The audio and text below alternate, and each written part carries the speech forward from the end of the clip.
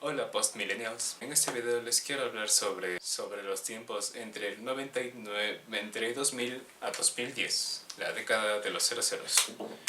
Aquí estamos hablando sobre la época donde los smartphones no eran así, que bestia, que famosos son. De hecho, no habían smartphones y la vida era lo más relajado que uno podía conocer, no sé. Vámonos específicamente al tema de tus amigos en la escuela. La comunicación era bastante simple. Solo tenías que alzar el teléfono de tu casa y listo. Bueno, ahora claro, tenías que quedar en un acuerdo mutuo de muy bien. Entonces te llamo esta tarde regresando de la escuela. Soy del 99, así que ya sabrán por qué hablo de la escuela en la década de los 00. Creo que es una mejor década de los ceros, así que le diré así desde ahora. Sí, la vida no era muy compleja. No había redes sociales, lo cual era sumamente relajante también. Solo vivías tu vida en tu casa. No es como ahora que ahora muy bien, llego a la casa y hablemos con esta persona y con esta otra y con todo el mundo que se pueda. Antes era así, fresco. Ya he llegado a mi casa, tengo que existir tranquilamente y listo. No sé por qué avanzamos demasiado rápido en la tecnología. Creo que no tiene sentido. De hecho, llega a puntos que lo veo innecesario. Sí, entonces creo que este video solo se trata sobre los smartphones y qué alegre era la vida antes. Otra cosa que me gusta recordar de los ceros es que cuando estabas en una reunión o en la calle tranquilamente, yéndonos al tema específico de las reuniones, la gente estaba donde debía estar, estaba ahí, no estaba volando en otro lugar con el teléfono. Es como que, chutapana, si es que viniste a estar con el teléfono, ¿para qué viniste? Algo por el estilo. Entonces sí, la gente estaba en el presente. No, se me fue la palabra, pero no estaba ahí en su mundo conito, como suele decir mi querido padre. Sí, entonces era bastante fresco. Y sí, suponte, tenías que revisar tus redes sociales. Esto ya es entrando en 2010 más o menos. Un poquito antes, si no estoy mal. No, 2010. Era muy bien.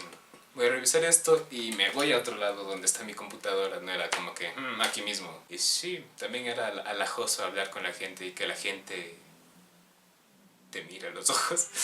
Entonces era como que, muy bien, estoy hablando con una persona. Ahora es, muy bien, ahora estoy hablando con un zombie. No habían muchos juegos en la computadora. No. En los teléfonos. De hecho, había solo un juego. Y el juego era La Viborita. Ahora claro que La Viborita era el único juego en esos teléfonos que son como de este tamaño. De pantalla verde, muy bonitos, muy bonitos. La verdad es que los extraño, aunque nunca los utilicé oficialmente. Porque tenía como, que 4 años, menos tal vez. Sí, La Viborita. El otro día estábamos un grupo de amigos y nos pusimos a hablar sobre los teléfonos precisamente, cuando de repente nos pusimos a hablar sobre La Viborita y había un niño que tiene como 10 años y nos preguntó ¿La Viborita? Y yo me quedé como que, oh, no, ¿cuánto tiempo ha pasado? Más o menos fue algo así.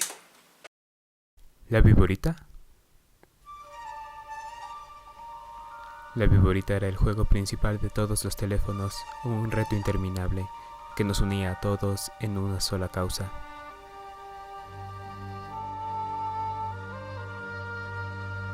Bueno, fue algo bastante similar. Y en ese mismo día había otro niño de 12 años que necesitaba su teléfono para llamar a sus padres porque ya tenía que irse y toda la cuestión. Entonces dijo, no, yo dejé mi teléfono en la casa y es uno así de este tamaño, táctil obviamente. Y yo me quedé algo así como cuando tenía tu edad, yo tenía uno de estos teléfonos. Bueno, con suerte. No, sí era bastante parecido. Una versión anterior. Y si tenías suerte, podías tener uno de estos. Tenía musiquita, todo. La Viborita más actualizada para ese momento. Y de hecho estos fueron los primeros teléfonos con cámara de selfie. Como lo pueden ver justo aquí. Aprenden un poco de historia, niños. Ahora, claro, el que tenía más suerte tenía uno de estos. La verdad, creo que de aquí ya no ha cambiado mucho. El grosor es como que alarguemos un poquito más para arriba.